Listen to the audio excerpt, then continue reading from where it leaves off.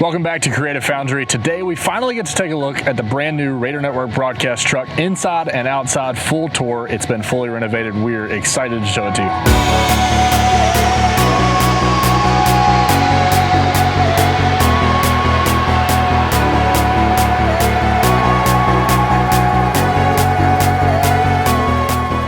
Before we go take a look at the outside of the truck, I just want to remind everybody to go back and check out our YouTube channel. We have a lot of videos already on there. You can actually see the truck coming all the way from Chicago back to Jackson, how we got it and all that kind of stuff. And we actually have a video on the old trailer that we used to have before we got this guy. Also, please subscribe if you haven't already. A lot more videos will be coming out soon. So first, let's take a look at the outside of the truck. So this is the driver's side. There's a lot of cool features on this truck. It's a 2007 Gerling & Associates truck. We'll go over a little bit more as we go. But let's just take it to storage bin. So every storage bin has a locking mechanism that you push in on the center and pull up. This storage bin is actually for our generator. So we have a 20 kilowatt generator on board that helps us run all the equipment. We usually carry a tow behind and run it off the tow behind just because this is pretty loud. It vibrates the truck a good bit, but we have this on board just in case we need it. The next door, we have a small cubby just for storage. Most of the time we throw our blocks for our levelers on it's just wooden blocks for the leveling jacks in here. It's just something that we can pull in and out easily. As we go, we have two more big storage bins. This first storage bin is our camera cases. We put all of our cameras in here. We usually carry 5 small cameras and then 1 shoulder camera or handheld camera in here. A lot of them are out right now because we're actually still doing events as the weeks go on. So keep going. There's another bin right here. This is where we keep all of our reels and our cables. So or cable reels. I guess the actual individual cables are kept somewhere else. But we have fiber, SDI, and that's it actually. So 3 fiber reels and 6 SDI reels. We have some more in our grip trailer too, just in case we need it. But this is kind of our as needed fiber and SDI reels. On to the back, we have one more storage container back here. It's a really deep storage container, so this is where we keep our tripods. We can usually fit probably 6 or 7 tripods in the back of the storage container in the back. We also have a couple other things. So this is the ladder up to the roof. There is actually an 8x8 OSHA approved platform on top. We use that for camera positions if we can. If we're close enough to the field, we can use that.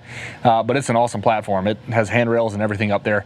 And then this section right here is actually where we put our stairs once we're in transport. So the stairs go on the side of the truck so we can get in and out. They pack up, the rails fold up and slide in the front, and then the stairs actually go and they hang right here, and we actually lock it in with this little lock right here so that they don't go anywhere. So now let's go on the passenger side of the truck. This is the actual working side of the truck, so you'll see this is where our staircases are and the doors and everything. Quick thing, this is the P4 door. All of our doors are actually labeled, so passenger and driver, so we know where things are, and we can tell people to put something in P3 and D2, just so people know where they go. But this P4 door is where we keep a lot of our audio accessories and stuff. So wireless mics, we have some Ethercon reels for AES50, and different cables for audio inside of there. And then you'll see this is the actual audio room, so it's labeled on the left side of the door, audio. Inside, we'll go in there in just a little bit and show you what it looks like on the inside. Another cool feature of this truck is we have these little mousetrap doors everywhere throughout the truck on both sides. So if there's any cable that has to run directly into a room, instead of going through the I/O panel, we can just dump it in the inside of the room. We don't use it a ton, but it's nice to have, so you're not shutting a cable on a door. As we keep going on the passenger side of things, next is the I/O panel. So this is our I/O panel, how we make all of our connections for the truck. You'll see mainly here we have, this is actually an amp for the TV. I'll show you that in just a second. This is our RTS system, just so we can talk as an engineer back to the truck. We have a lot of BNC, fiber, some 2-wire comms, AES for audio, HDMI connections if we need to plug in. This is great for a drone, actually. We use that a lot for a drone. Network connections, and then audio connections down at the bottom. We also have a drawer here with some engineering supplies and a little trip light power supply. As we keep going down the side of the truck, there's another large storage area for a lot of our cases. So this is where our comms are. This is where our converter box for our stage box, basically, for the press box is, stuff like that. And then you'll see the rest, the other 2 compartments are for power. So this is our 12-volt battery system. It runs the truck, and it actually runs the lights inside the truck, several different things. And then we have our 1-phase connection here. We actually have a one-phase power connection here on campus, but anywhere else we'd plug it into a generator. And then the last door is basically all the settings for that. So it's a lot of taps basically to choose whether you're on shore, generator, what voltage is coming in and stuff like that. And then that actually sends it up to the 2 breakers inside. And then real quick too, as we close these doors, this top door up here, open it. This is a really cool feature for us as a high school with a lot of people that like to sit outside and watch the game. This is just a TV and a little sound system. We like to put program on here and have people, stand outside and watch the game. It's great for a high school broadcast especially. So lastly, just a few accessories on the truck. We have 2 large 8-foot bins here in the front used for storage. We have a jack right here. This is the only jack that you can actually see kind of how it works. The other 3 are kind of hidden inside the truck. But as you see, there's the jack at the bottom, and then there's this little rail that comes out that turns. We use just a standard DeWalt drill. It's a little heavy duty DeWalt drill and a little custom made tool to make that spin up and down to level the truck. There's 2 3-ton ACs at the top. That's a lot of air conditioner for this model of a truck, but it really needs it with the amount of equipment that's inside. You'll see at the very top we have strike lights that we can use at the end of the day when we're breaking everything down. It's dark outside. There's the same thing on the other side of the truck. And at the very top, that black bar is actually an awning. It pulls out the whole entire distance. It actually goes out about 10 feet and covers the stairway and all the equipment that's underneath for rain, wind, any of that kind of stuff. And then there's also power outlets all over this truck. So you'll see right here, there's just a standard power outlet, it's GFCI. There's, I think, 3 or 4 on the whole entire truck. There's even one on top of the roof for the platform on the roof. All right, so now let's take a look inside the truck. Let's start with the production side. So we're actually going to show you the front row first. This is production row 1.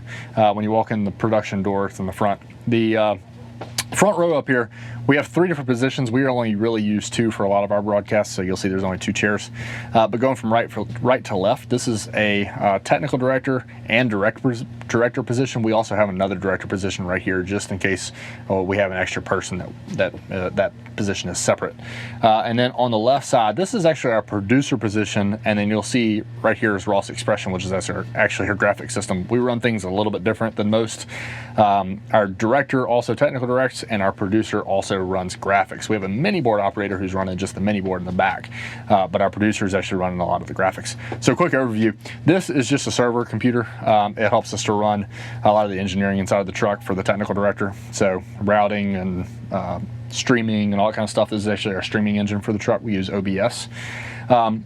And then right to left, this is a Blackmagic design. This is the panel that goes along with the Constellation 8K, which is what we use back in the rack. And then you'll see, I already mentioned it, but Expression is what we use for our graphics system. Up here in the front, we have RTS comms. So we kind of have a mixture of different comms. You'll see this is kind of the Legacy 32. And then we have a KP32 CLD, KP4016 here. We got a lot of these on auction and in different sales. Got them for a really good deal. So a lot of them don't match, but they all work great and they work good together. And then you'll see we have 4 different multi-views up here. These 2 bottom ones are really meant, so this one's more of the producer multi-view. Then we have the director TD multi-view. And then these 2 up here for a lot of our auxiliary stuff. These 2 multi-views are actually the exact same 2 that are going to be in the audio room. They mirror each other. And you'll see on this left one, this is kind of a cool feature that we have. We actually took this from Columbia College, who had this, which is 4 different cameras inside of the 4 different areas of the truck, just so we can see each other and we can tell what's going on. If the audio guy has an issue and needs to step out for a second, we can see if he's there or if he's not there, pre-game and stuff like that. It just helps us kind of see what's going on inside of the truck. And then this multi-view right here is really an extra multi-view for a lot of our booth cam, Snoop cam, Apple TV, that kind of stuff. So as we move on to the second row of production, you'll see here, this is our 2 replay stations. So we have an Abacus Mira that's split into 2 controllers. So it's an 8-channel Abacus. We usually run it as a 6 in, 2 out. You can configure it how you want. But we usually run it as 6 inputs, and then each operator has 1. There are times that we'll run it as a 5 and 3 and give one operator 2 outputs. Just kind of depends. And then on the back side of one of these monitors, so this monitor right here, the back side is actually the monitor for 3-play. So we have another 3-play system that is a 4 input, 2 output system as well. We do that just because there's a lot of times that we'll run more than 5 or 6 cameras and we want to record the Snoop or the beauty cam or something like that just to have it. And there's times that we do replay review for championship games. So that's just 4 more channels of replay that we have. we don't even see the monitor a lot of times, but the controller sits up here and we can see the output, and that's really all we need to see because we're not doing a ton on it. We're not making clips, but it's there just for extra inputs. And then at the top up here, you'll see we have another monitor for program and a lot of storage. This truck had a lot of equipment up here, but our equipment is not as much, so we didn't need all of this extra rack space. So we converted it into a lot of storage with these racked hinge doors that close. So you'll see we have trash bags and a lot of equipment up here. And then on this side, we have even more waterproofing equipment, I think is what is on this side. Yep. And then the very top, you actually have this SLA. This is our amp for all the speakers in the ceiling. So the second row and the third row actually have these speakers that are inside of the ceiling. And that's how the second and third row hear audio. We use Genelix in the first row and in the audio room. That's how the speakers are actually controlled. And then for our replay operators, we actually have this Wohler. It's a 4-input Wohler, and we have different sources that they can tune into. They can listen to replay, they can listen to program, they can listen to talkback, whatever they want. So they can choose back here and listen to what they need to. So as we keep moving back, we're going to move back to P3. This is actually a whiteboard that we have kind of in the middle of the truck. A lot of times we'll come in before a game, kind of have a meeting of, you know, where a cable's going to be laid, how we're going to do press box, all that kind of stuff. Whiteboard is really helpful. Right now I have a ton of fiber numbers and figuring out where fiber paths go. So this whiteboard is really helpful for us and kind of helps us to meet before the game. So let's move on back to P3. So P3 is kind of an extra row for us. This right computer right here is our dashboard operator. So they run Ross dashboard. It helps run our scoreboard, down and distance, clock, all that kind of stuff. Like I said, our producer actually runs our graphics. So this person's just running the scoreboard. And then our championship games, we actually rented a Ross Piro 1st and 10 line, and this person ran that as well. That was a fantastic add-on. It was really cool. So this back row, we have that position. We also have an engineering position, or just kind of an extra position if we need it. It could be changed into a second operator for 1st and 10. It can be changed into a replay review. There's a lot of different things that this person can do.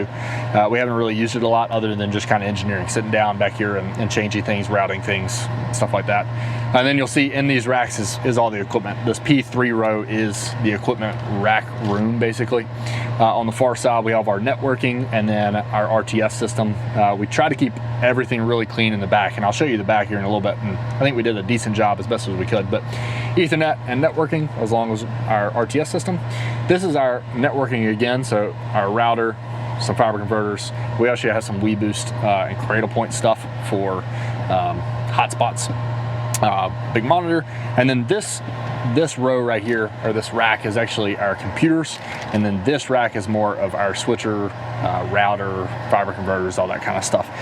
And then down here at the bottom, you actually see we have a ton of drawers for all of our equipment. That's kind of an engineering drawer. All of them are labeled, and that's really the best spot for those drawers, just because all the other drawers would have to be underneath the table. So the last thing in the truck is the very back. This is where our power comes in. So we showed you the power taps at the bottom. Once those power taps are selected, the power actually comes up into here and into these two breakers. And you see we have a lot of different meters here that we can read. So voltage, make sure on the technical and the environmental side, which are the two breakers, make sure we're getting 120 and 240. So those are the two correct voltages. And then we can actually see the amps that are running through to see how many amps we're pulling. And then we have the two breaker boxes right here. And everything is actually labeled really well, unlike most breaker boxes. We can actually see every single rack has its own breaker. All the lights have their own breakers. Every power outlet has it.